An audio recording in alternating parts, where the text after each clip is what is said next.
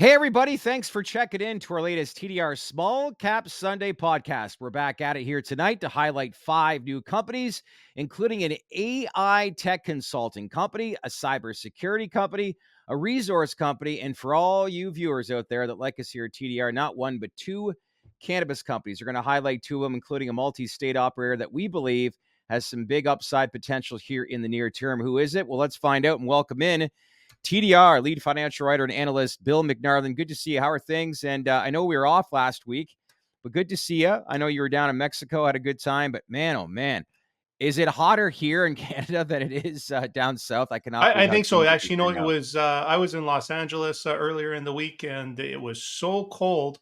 I was wearing a sweatshirt. I had to go buy a How sweatshirt that said California. It's all I could find. how hot or how cold was it? I think the overnight low. I was up early in the morning, and I was out for a walk, and it was I think it was in the 50s. It was chilly for sure. Wow. Yeah. Well, I can't believe the humidity that's going around this country right now. Like it is scorching hot. So stay cool, stay hydrated, but let's funnel, I should say fuel our audience with 5 new companies right now because I know you did a lot of research again. We've got a lot of companies teed up, but as usual, before we get into it, all views of the TDR Small Cap Sunday podcast and the guests on this podcast are purely opinion. You should not treat any opinions by us or guests as investment advice, and the views on this podcast are solely intended to be informational and are not investment advice. I think I also want to reach out to our viewers as well. Should we start to implement some of these CEOs of these companies that we highlight during these shows each week? So it's something that I think we should think about. Let us know your comments below. Leave some feedback if you do want us to highlight some of the CEOs, and Bill and I will make sure to reach out to them if that's something that you like. But first off, let's jump into our first company. It's an AI tech consulting company. It's called VCI Global Limited. They trade on the NASDAQ under the ticker symbol VCIG. Current share price is 29 cents. Market cap 25 million. Shares outstanding are 81 million, and daily trading volume is around 326,000. So first up, Bill, how has this stock performed recently, and what type of company is it within, I guess, the overall tech industry? The performance has been poor in the stock market, but I'll tell you something interesting. We have a viewer that reached out to me, and he lives in Georgia, and he Okay. said to me, I watched the show, I know the mandate. He goes, this is the stock you got to take a look at and do your own research and see what you think. Okay. So I said, sure, I'm going to take a look at this, and so I found out, VCI, they're a technology consulting company specializing in AI consulting in Okay. Malaysia. And we know the stock has been poor since their IPO, but I went through really closely into their objectives and what they're trying to do in their financials. And this is a very interesting story. So when we look at company that is working out of Malaysia and Southeast Asia, countries that I think are focusing, or at least I've read, are focusing a lot on AI. For example, their prime minister in Malaysia stated earlier this year, quote, "We have no choice but to get the general public to be fully aware of what I call digital literacy and AI literacy." So based off of that, and that's end quote, how does this apply then to VCI? It's not just VCI, it's the big companies too. So Microsoft and NVIDIA, they're making a big impact going in Yeah. here as well. So first of all, our viewers are going to have questions. What about Malaysia? Is this a difficult to do place Yeah. to do business? I've spent a lot of time, done some work there. It's not. And we have this chart here we'll bring up. We see the ease of doing business is ranked number 12 of countries and ease of doing business. It's a business that or a country that it's very easy to do business in, and we know that the country really wants to support growth in AI and technology and literacy. And so there's a big opportunity, not just for the large companies like NVIDIA and Microsoft, but for players like VCI. We also did a background on Malaysia as well earlier this year regarding a cannabis company called iSpire, if I'm correct. Correct? We did, and we had the same conclusion that it wasn't a concern. The currency is relatively stable. So is Yep. the mandate of the government. Inflation's under control, and it's easy to do business there. All right. So we look at these charts. What was the revenue like over the past 12 months? Yeah. So first, we'll bring up this chart here on the income statement. So keep in mind the market cap of the company is only $25 million, but they had revenue of $34 million. So this is real. But check out this growth. The last 12 months, the growth was 155%. 3 years was 192%. And they have some margins here, 62% gross margin. and very little SG&A. So it's not surprising that they have 7.3 million of EBITDA in the last Wow. 12 months, and they only have a $25 million market cap. So this is a So real fast growing tech company, why are they growing so fast? Where does that number, some of these numbers come from? just Just like the overall, Nvidia, it's just the Microsoft. industry. Yeah, there's a need for this. We know that AI is changing lives. 2 years ago, none of us were that familiar with how AI could impact someone's life. Now we know it's a real thing. How much do you think our lifestyles are going to change? Not 5, 10 years down the road, but in the next 1 to 2 years pertaining to AI in the workforce? I can't imagine how much it's changed things in the last 2 years. I I couldn't know. couldn't have imagined that 2 years ago. So I can't imagine what next year is going to be like.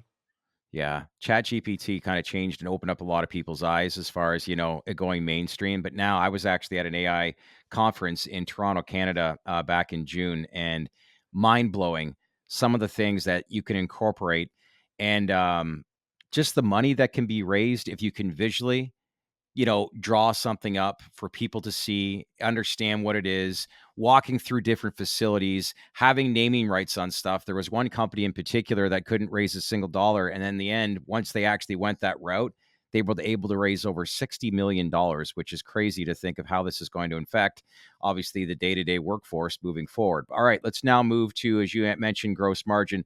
What about levered free cash flow? Yeah, we look at the cash flow as excellent. They got $7.3 million of cash flow, exact same number as their EBITDA, so it's real. But what's interesting is they don't have to do a lot of, because they're doing more consulting work in the area. They don't have to spend on R&D. They don't have a large capital expenditures. So Yep. it's a very clean business. They make money with good margins, and it flows down to the income line. And so the next thing we just have to look at is the balance sheet, and we can pull this up, and we can see that everything is good here.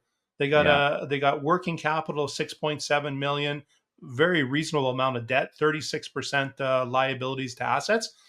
So their credit score is 10.5. Which is strong. All Yeah. right, moment of truth. I think you're gonna go with your green marker. Would you own this stock? And I probably think this is a yes. Absolutely. And we got to think about why is it the market not even looking at this company at all? And I think the company has a communication problem, like a lot of micro caps. And also being in Malaysia, maybe it's misunderstood a Yeah. lot. But this is a real value, and eventually investors are going to pick up on this. And with more communication from the company, I think this is for sure something I'd want to own. In a sexy industry too. Yeah. AI, that's for sure. All right, so we got our first check mark, green check mark here on the night. With you, this is a stock that you would own. VCI Global Limited trades on the NASDAQ under the ticker symbol VCIG. All right, next up is a cybersecurity company called Plurilock, trades on the OTC under the ticker symbol PLCKF, and on the TSX Venture under the ticker symbol PLUR. They're based out of Victoria, British Columbia, Canada. Current share price is $1. Market cap is 43 million. Shares outstanding are also 43 million. Daily trading volume is low at 32,000.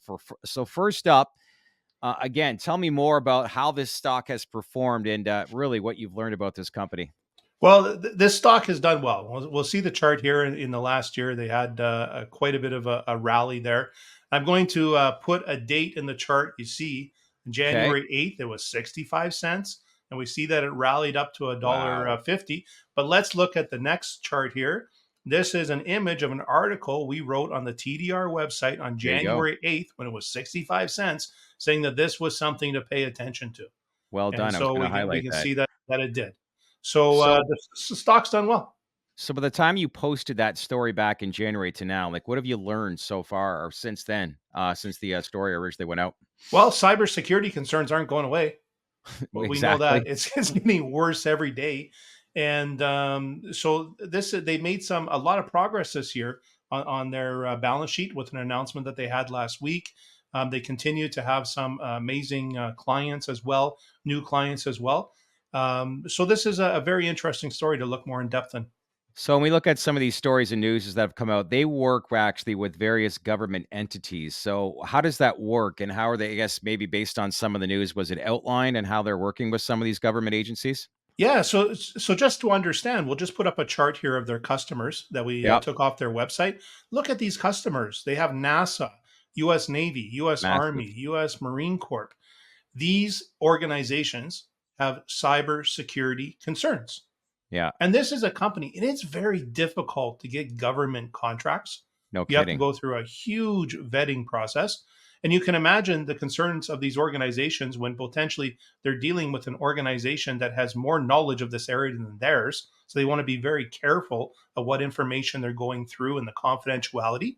But yet, this company in Victoria, Canada, has managed to go through this process in this very fast growing area with extremely credible clients. I don't think people understand cybersecurity and how much it's used and what goes on behind the scenes on a day-to-day basis. But I do have a friend within the actual industry. He's based out of the U.S. and they do work with some of the larger banks. But the amount of fraud and hacking that goes on a daily basis is mind blowing. But yes, definitely an industry that's only going to expand and grow. So let's look more closely at these numbers as we go to the charts. Revenue over the past year showing what? The revenue is $66 million with a market cap of 43. So this is Think real. about It's that. not like they just got one contract that they're showing off with Yeah. these organizations.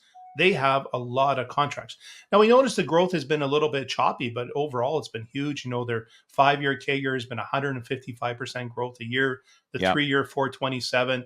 The timing of their contracts didn't help them on the revenue last year is down 9.8%. But overall, and these revenues are choppy. They do some work with a group, and sometimes the work ends and such. So it is choppy, but definitely there's a huge growth curve that they have, and they're picking up a gross margin of 9.4% off that. So it's a skinnier area, but they're built really to potentially grow in this area.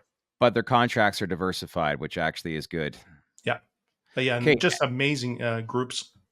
How about SG&A and why that's important for You this know, company?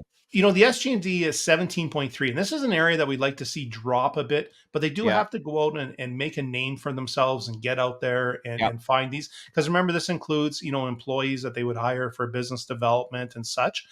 But we can see that this is a fast growing industry. We know that I was doing some research. The 10-year CAGR is supposed to be 14.3%. So it's going to be growing. This problem isn't going away.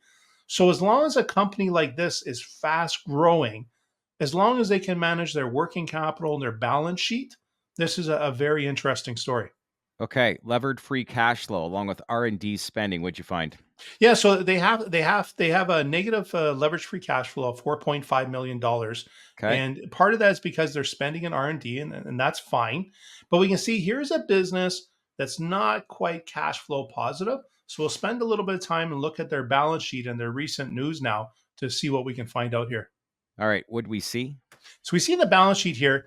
We see their market cap's only 44 million, but we can see that they have a working capital crunch Yep. based on their last reported finances. It actually shows working capital of minus $10 million. So let's look into this a little bit more. We find out that they have a plan for this. So last week they announced a $5.5 million capital raise, and Mm-hmm. they also, and it was oversubscribed. So that's positive because they have their stocks up. That's when you want to raise capital. They also have previous warrants that are converting now into shares, so people are paying them. They have some debt. How many warrants was there? Do you know? I don't have that number completely on me. It wasn't completely disclosed in the news release, Okay. but they said that it's a trend and that makes sense. People would be up since the previous financings, Yeah. and they have cost savings, 2 million in cost savings they have planned out, and they have some debt that they converted into shares. So this kind of reminds me of the cannabis companies, the MSOs about 18 months ago when they were pre-cash flow positive. They were Yeah. kind of just Yeah. finding ways to make it work. And I see this with this company, but this company has something that you want. They can raise capital when their stock is up. No kidding. And that is good. This is the time that you want to do it.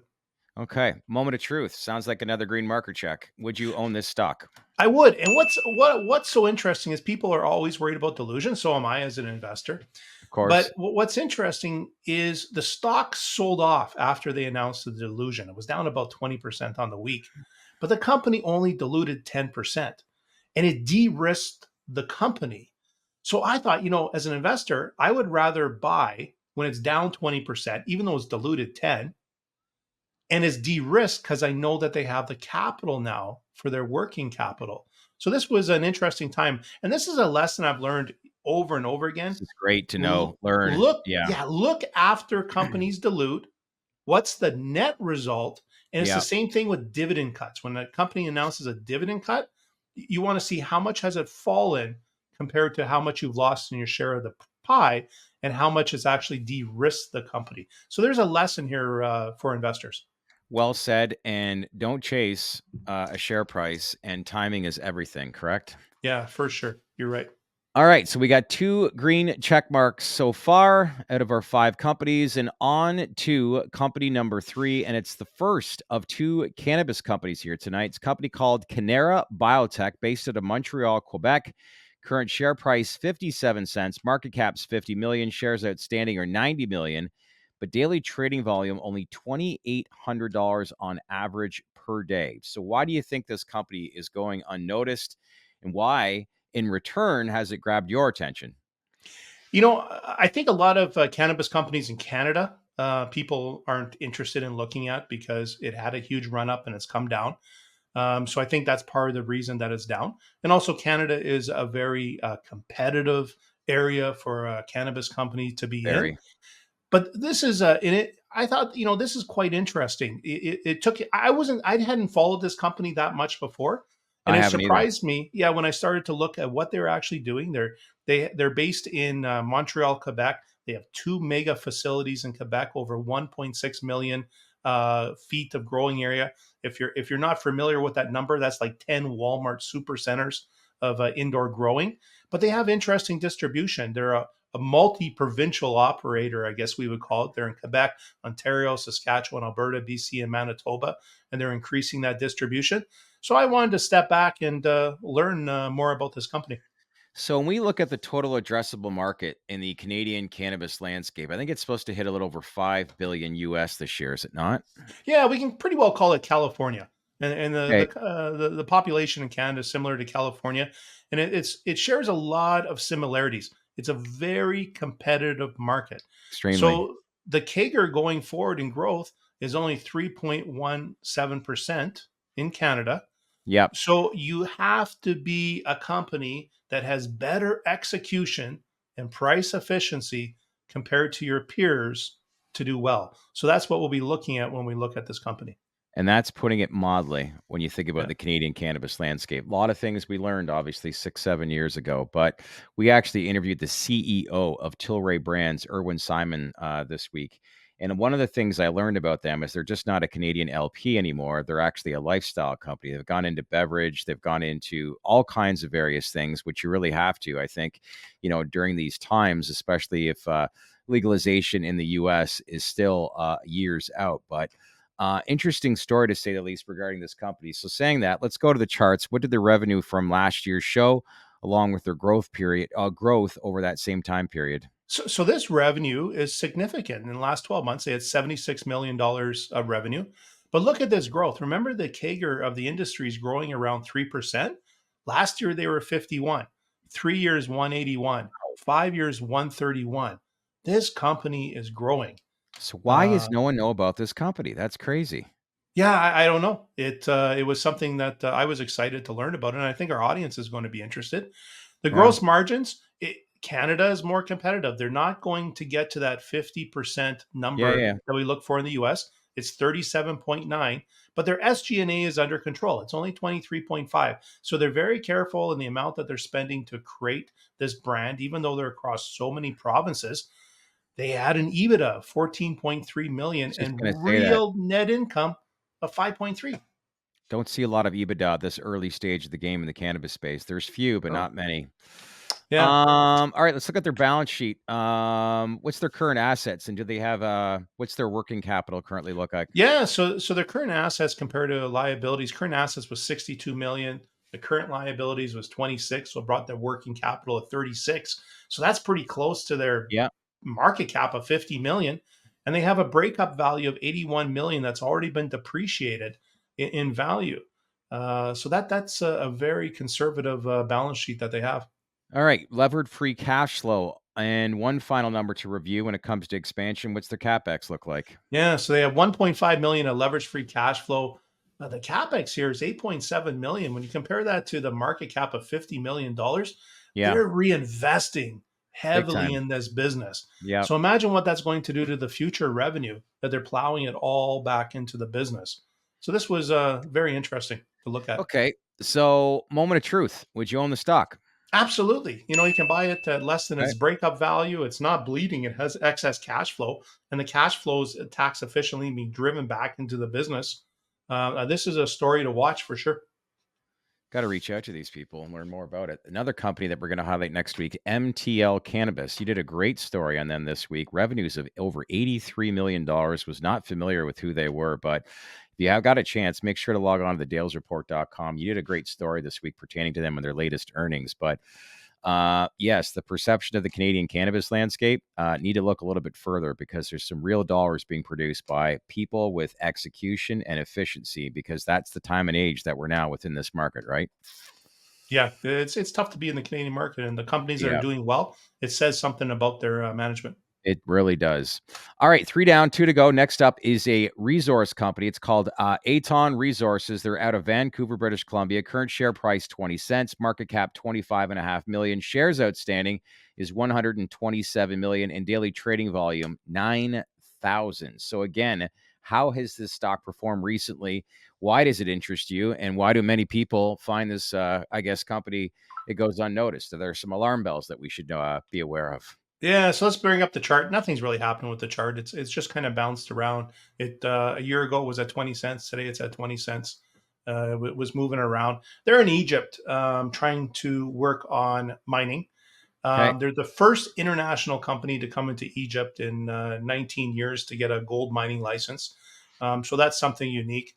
But I think what we have to do if we're going to analyze this company, let's take a look at doing business in Egypt, and let's take a look at their finances. What's that look like? Yeah, so let's pull up the same chart that we did with Malaysia. So we have this chart here, the doing business. So Egypt's ranked 114. So this tells us that this is a country that's much more difficult to do business in than Malaysia. And I know that. I've done some work in Egypt. It's a challenging place to do business, and it's Why is it nothing so like Malaysia. Yeah, why is it so challenging? Just the government there? Just bureaucracy. Yeah. And you can see the challenges here, working with taxation, dealing with permits, even stuff like getting electricity or registering property or enforcing contracts that are changing. Yeah. This is just a very difficult. And so when I look at that statistic too, that they're the first international company to get a gold mining license in 19 years, that tells you that probably involves some bureaucracy and involves some other people that said, it's probably too challenging to go into the jurisdiction. 19 years? Yeah. Oh. All right. So financially, they're at a tough spot, right? Yeah, let's take a look at the balance sheet. We'll pull it up here. So we see the market cap's 25.5 million. Yeah. Leverage free cash flow is negative 5.7 million, and they have negative working capital. So you're in a really tough jurisdiction. They don't really have the financing based on accounting to continue. Based on the debt they have to pay, they have a breakup value of negative 2.1 million. Yep. So it kind of makes you question. Like we just looked at these other companies that they're in easy jurisdictions. They are doing so well, Yep. but there's just such a disconnect that this company has a $25.5 million market cap. And we're just kind of sitting here scratching our head. And we don't really know what they're doing. Yeah. So be aware of Egypt, of doing business there. So if you're thinking about starting an HVAC company, moving to Egypt, you might want to think twice. Is that what you're telling me? It's hard enough even just to get a cab from downtown to the airport. Okay. Good to know. See the pyramids and we're gone. Yeah. Moment of truth. I think we got a red X. First red X here tonight. This is a stock that you would not own. No, Yeah. not at all. All right, final company tonight, and it's our multi-state operator company, cannabis company with big, I think, upside potential. Ayr Wellness trades on the OTC under the ticker symbol AYRWF and on the CSC under the ticker symbol AYR.A. Lots going on with this company here in 2024. The company revamped their corporate debt earlier this year where they extended their maturity date of senior notes, which were actually going to be due in December of 2024, meaning this year. It's now been extended to 2026. They made a commitment for $50 million additional debt financing, which results in $40 million in cash for the company, and are also operating in some of the most lucrative states in the country. Bill, when we look at both rescheduling news on the horizon, along with Amendment 3 being voted in Florida on election night, do you think this company, if that comes to fruition, has the potential to run similar like what it did 12 months ago in September of 2023 when the HHS made their recommendation to reschedule cannabis? What's your thoughts on that? Yeah, I think so. This is a very interesting company. I hadn't looked at it in detail before I did the Yeah, formal research report, which is up on the website now for everyone to download. They are very diversified in the jurisdictions that they're in, and so I think because of that, they have a big potential, especially because they're in a lot of jurisdictions that will have a big bump up if there's a legalized big. use to shift from medical to recreational.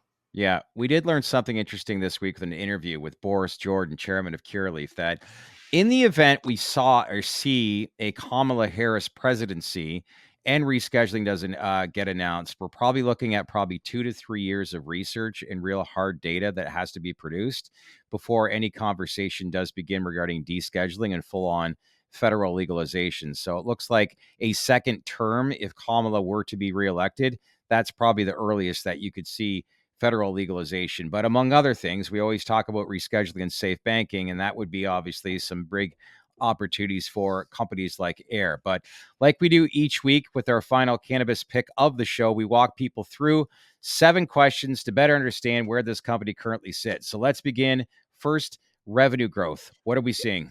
Yeah, they're doing very well with their peers as well. You know, it slowed down a bit this year. In the last 12 months, they had only 5.6%, but that was in line with their peers. But they still have that 3-year growth rate of 44%. So they have done very well in increasing that revenue. Yeah. All right, next up, we are looking now at gross margin along with SG&A. So we have two charts here. Gross margin is it's nice to see that they've improved that a little bit, and their peers actually came down a little bit. So they've done well there. They're in line. But as the SG&A, you really have to give the tip of the hat off the improvements they made in the last year. We see Yes. on this chart here, 13.4%. They brought that the raw number, not the percentage. They brought down on their spending. So they really were slashing costs in this regard. And so this flowed through down to their bottom line. Very Yeah. impressive. Got to hand it to their new CEO, David Gobert. He's got a tightly run ship with a big background in just, I forget what company he worked for. I know off the top of my head. Leave some comments below. Quick remind me. But yeah, he's been great leadership for this company. All right. Third question, liquidity. What are you seeing?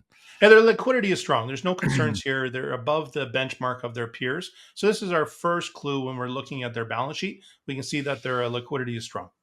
Okay. Fourth question, leverage. What is it showing? This is where they're a little bit different from the industry. So Ayr Wellness would be a company that has less financial risk than their peers. Why is that?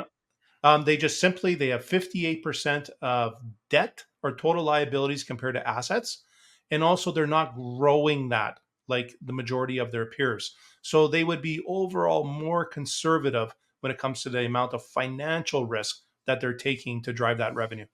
Good point. All right. Fifth question, levered free cash flow margin. You know, here they're like the other companies. They're not quite free cash flow positive yet, but they're almost there, They're almost and they like a really lot of them. improved that in the last 12 months. We see the raw number here; it came up by 10.5%. This kind of reminds me of Plurilock. You know, maybe you know what their story could be 18 months from now. This is where they really changed things in the last 12 months to shift into that getting close to cash flow positive. I think when we look at their earnings that their print in the next 10 days or so, we won't be surprised to see if they're starting to turn that corner on a quarterly basis. 3, 4 years ago, we talked about one day these companies or some of these companies will be close to $1 billion in revenue. That's now happening. And I think 3, 4 years from now, we'll be looking back at how we were at that era of the industry where, we were looking at, are they turning profitability? And there's a lot of companies, obviously, in very mature growth states that flip to adult use is going to help that in the bottom line substantially. Not to mention, as I said, rescheduling time and time again. But I think we're at that stage. We're about to turn the corner. And as you said before, we're in mature growth versus startup mode for this industry, right? Yep. Yeah, that's true. Uh, It's a big change for the Isn't it? investor. And it's such a thing coming in at a lower stock value is de-risk. And then when they're turning into mature growth, it's a double win for risk. A lot of investors were turned away 5, 6 years ago. Even some of the people I was speaking to last week that follow this space so closely have told me, like, I haven't looked at pot stocks in 4 or 5 years. And I'm like, you may want to like re-entertain just the idea as to what's maturing and developing in the US, but still a lot of things to unfold that still have to come through. All right, second last question, which is our sixth question, CapEx. Where do they have room to grow? This is where they really stand out compared to their peers. They are really putting money back into the business. 7.6% of their revenue went into capital improvements. So this is something that you would kind of as an early indication of future revenue pops. So this is something to watch. It's quite encouraging of how much money they're reinvesting back into their business. Good stuff. All right, last question. Would you own this stock to wrap up tonight's show? Yeah, sure. I think it's a great way to be diversified. It's also appealing. Their lack of or less financial risk, and I believe their growth story as well. And but the capital expenditures is something that's a real highlight to me. So this is something I would put in my portfolio to diversify out a cannabis exposure. Good stuff. As a reminder, this is not investment advice, but great research. We're just trying to provide some awareness towards some companies that you may or may not know about, what their story is, and why we think, but some of them and most of them have some positive outlook. And I think we demonstrated, or at least you did, Bill, here tonight, explaining in depth. VCI Global Limited is a checkmark, NASDAQ, VCIG. Plurilock Securities of the TSX Venture, PLUR, Cannara Biotech on the Venture, TSX Venture, ticker symbol LOVE. Did I actually mention that? Maybe I forgot to mention their ticker symbol from earlier in the actual podcast, but just reconfirming that we indeed do have the correct ticker symbol. Aton Resources, stay away, you're saying. And finally, multi-state operator Ayr Wellness with some big upside potential. This is great. If you want to learn more about the research report that Bill actually did regarding Ayr Wellness, click on that QR code in the lower right-hand corner, subscribe to our baked-in newsletter, and get all of the information on Ayr Wellness that you can learn more. And again, these research reports are simplified for you, the everyday investor, to get a better understanding as to who they are today and where they are going. In the meantime, please leave some comments below. Let us know your feedback and what do you think of the 5 companies as well. If there's any other companies you want us to highlight, let us know what they are, and we will have a look. In the meantime, welcome back to Canada, and a little crazy this time of year. You're wearing a sweater in LA, and now you're back in a T-shirt, but why not? Yeah. Crazy. We're already into August. Where does time go, right? Yeah, it's been fast going for sure. And it's going to be busy starting next week. We got all the earnings coming out in the cannabis companies the next 10 days as well. So it's going to be a lot of news. All right. Welcome back. And good to see you in the meantime. I'll check up with you next week. Okay. Take care. All right. Thanks, Bill.